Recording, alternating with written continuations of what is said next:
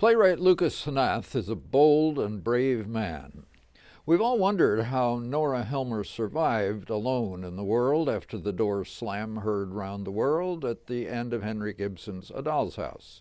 Not that it mattered to Ibsen, his play ends where he ended it. He needed nothing more. Still, he has created a strong, vivid character in Nora. She's had a shocking insight into the place of women in her society, and she has, in response, done a shocking thing. How did it work out?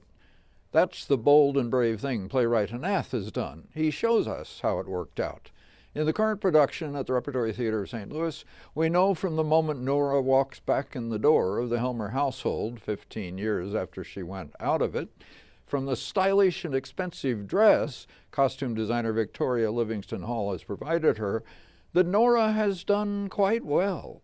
Her old nurse and governess, Anne-Marie, who has also been the nurse and governess of her now-grown daughter and two sons, welcomes her but has not entirely forgiven her for leaving her husband and especially her children. But as the actor Janet McTeer, who has played Nora brilliantly, observed, though Nora leaves to find out who she is, she also leaves for the children. She knows the only way to teach them to be themselves is for her to first learn how to be herself. And she has learned how to be herself. She has become a very successful writer. She writes books about women, women who have experiences much like her own, women who go their own way in the world. She takes a radical position, hoping that in 15 or 30 years, men and women will no longer feel the need to tie themselves down with the bonds of matrimony.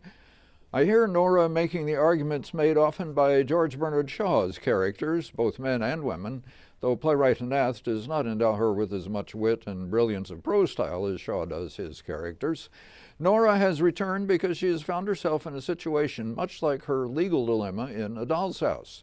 Husband Torvald promised 15 years ago to divorce her, and she has put her signature on legal papers, thinking that as a divorced woman she has the right to do so. But good old Torvald never got that divorce, and as a married woman, Nora had no legal right to sign papers without her husband's permission. She has broken the law, and she needs Torvald to give her that divorce in order to stay out of prison.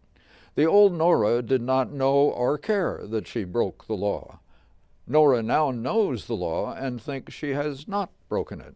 Carolyn Kozlowski's Nora is a brilliant performance, strong, wary, careful, determined, the full range, now subtle, now obvious. Michael James Reed's Torvald keeps his distance. He obviously is not forgiven, resents what she has done, does not wish to help.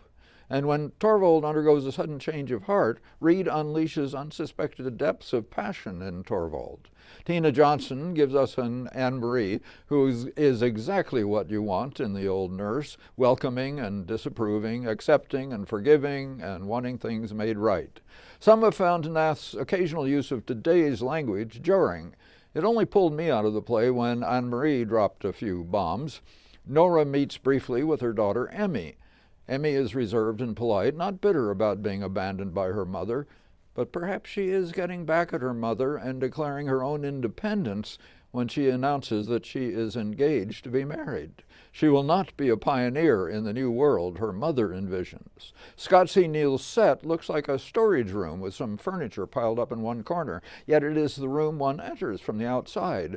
Now gray, it obviously had another function in happier days and now reflects their passing. The lighting is by Ann G. Wrightson, the sound by Rusty Wandel. More than just random speculation about Nora's fate, Hnath has created in A Doll's House Part 2 a complete and fascinating drama.